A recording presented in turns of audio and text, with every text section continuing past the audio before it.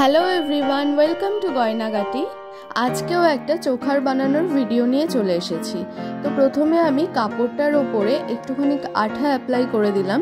এখানে আমি ফেভিক্রিলের fabric glue use করছি। এই ধরনের কাজের জন্য আমি এই আঠাটাই ইউজ করি সবসময়। আঠাটাকে ভালোভাবে স্প্রেড করে নেওয়ার পর মাউন্ট বোর্ডটাকে এই সুতির কাপড়টার ওপরে অ্যাটাচ করে নিলাম। বাই দ্য ওয়ে, এই শেপটার কি নাম আমার কিন্তু জানা নেই। আপনাদের যদি জানা থাকে আমাকে কমেন্ট করে অবশ্যই জানাবেন।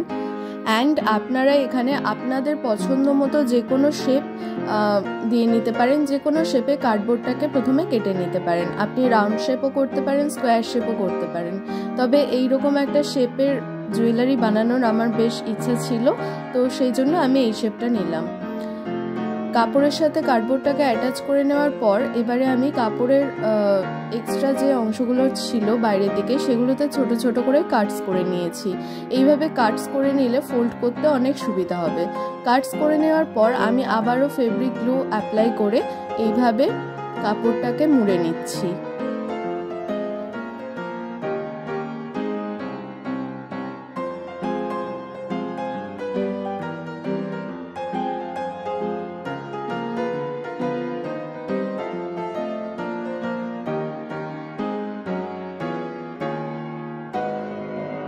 অলরাইট, বেসটাকে কাপড় দিয়ে কভার করে নেওয়া কমপ্লিট হয়ে গেছে।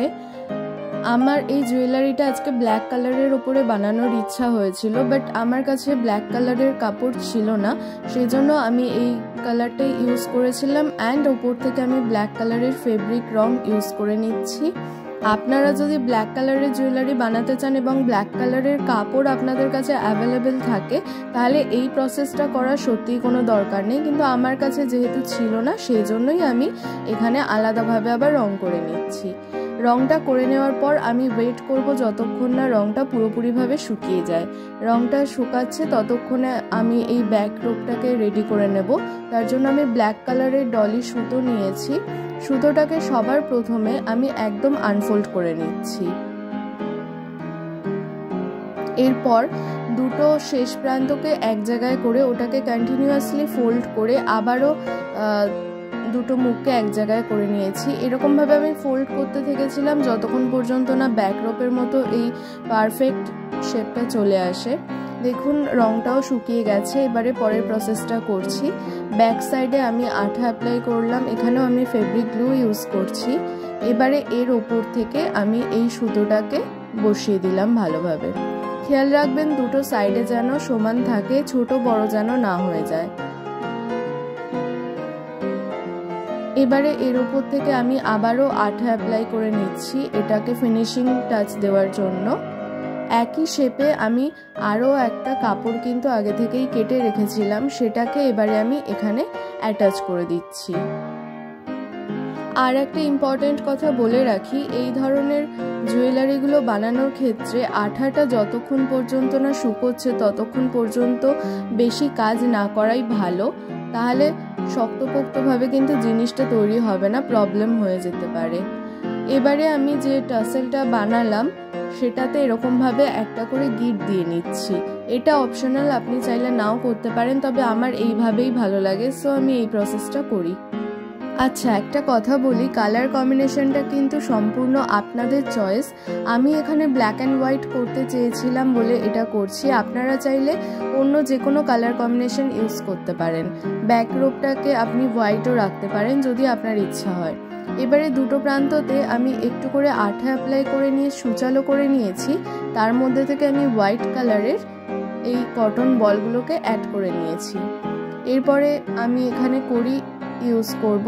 তো তার জন্য আমি প্রথমে একটা জাম্পিং নিয়েছি আর একটা কড়ি নিয়েছি। জাম্পিংয়ের মুখটাকে ওপেন করে কড়ির মধ্যে থেকে এটাকে নিয়ে নিলাম।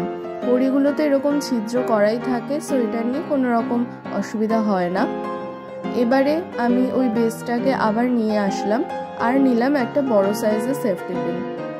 এই সেফটি পিনটা দিয়ে আমি এই তলার দিকটা একটা ছিদ্র করে নিচ্ছি।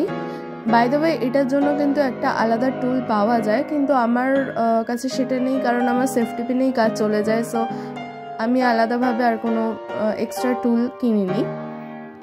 তো ছিদ্রটা পারফেক্টলি করে নেওয়ার পরে আমি এবারে এই কড়িটাকে অ্যাটাচ করছি। জাম্পরিংটাকে সাবধানে ওই ছিদ্রটার মধ্যে থেকে বের করিয়ে নিলাম। এবারে এটাকে চেপে সিকিউর করে নিচ্ছি। So it's done. By the way, এইটা করার পর আমার মনে হয়েছিল কটন বলগুলো ভালো লাগছে না, সো আমি কটন বলগুলোকে বের করে নিয়েছি। এবারে ব্যাক সাইডে যেটা আমি অ্যাটাচ করেছিলাম কাপড়টা, সেটাকেও আমি কালো রং করে দিচ্ছি। অনেকেই হয়তো মনে করতে পারেন এটা তো ব্যাক সাইড, এখানটায় তো ঢাকা থাকবে, সো দেখতে পাওয়া যাবে না, এটা কেন করছি। আমার পার্সোনালভাবে মনে হয় যখন কোনো একটা জিনিস আমি তৈরি করব সেটা যেন একদম পারফেক্ট দেখতে লাগে। যখন আমি কোনো জুয়েলারিতে দেখি যে ফ্রন্ট সাইডটা একরকম, ব্যাক সাইডটা অন্য রকমের, খুব একটা দেখতে সুন্দর না, আমার মনটা খারাপ লাগে। তো আমি চেষ্টা করি যখন যে জুয়েলারিটা আমি বানাবো সেটা ফ্রন্ট সাইড থেকেও যেমন দেখতে সুন্দর হবে, ব্যাক সাইড থেকেও যেন দেখতে সুন্দর হয়। এবারে আমি হোয়াইট কালারের ফেব্রিক নিয়ে এসেছি। একটা কথা কিন্তু আমি প্রথমেই স্বীকার করে নিচ্ছি, রং তুলি সম্পর্কে আমার একদম ভালো আইডিয়া নেই, তাই চেষ্টা করছি খুবই সিম্পল একটা ডিজাইন এখানটায় ক্রিয়েট করার, যাতে দেখতে অ্যাটলিস্ট ভালো লাগে। যারা সুন্দরভাবে ছবি আঁকতে পারেন বা রং ইউজ করতে পারেন তাদের কাছে অনেক অপশান থাকতে পারে ভালোভাবে কাজ করার, কিন্তু যারা আমার মতো একদমই পারদর্শী নন তাদের জন্য আমার মনে হয় এই ধরনের সিম্পল ডিজাইনগুলো খুবই ভালো হয়। তো আমি যতটা সিম্পল রাখা সম্ভব ততটাই সিম্পল এখানে রাখলাম। অ্যান্ড এটাকে এবার রেখে দেব শুকানোর জন্য। এবারে আমি কানের দুল বানানোর প্রসেসে চলে এসেছি। হাড়ের বেসটা যেভাবে আমি বানিয়েছিলাম একই রকমভাবে কানের দুলের বেসটাও বানিয়ে নিয়েছি, কিন্তু ব্যাক সাইডে যে স্টোরটা রয়েছে সেটাকে এবারে আমি অ্যাটাচ করব। তার জন্য একই শেপের একটা কাপড় আমি কেটে নিয়েছিলাম এবং স্টোরটাকে এফোর করে নিয়ে আঠা লাগিয়ে দিলাম।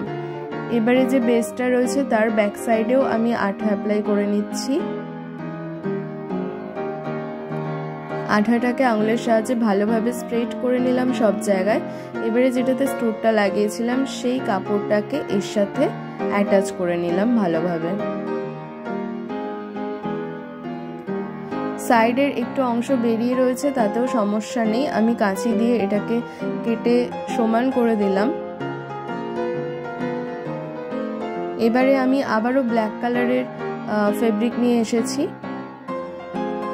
ভালোভাবে আমি সব জায়গায় অ্যাপ্লাই করে নিচ্ছি কালারটাকে, এবং এটা করার পরেও আমি কিন্তু বেশ খানিকক্ষণ ওয়েট করেছিলাম যাতে স্টোরটা যে আঠা দিয়ে অ্যাপ্লাই করা হয়েছিল সেটা ভালোভাবে শুকিয়ে যায় এবং রংটাও যাতে ভালোভাবে শুকিয়ে যায়। ভালোভাবে শুকিয়ে যাওয়ার পরে আমি আবারও এখানে হোয়াইট কালারের ফেব্রিক নিয়ে এসেছি।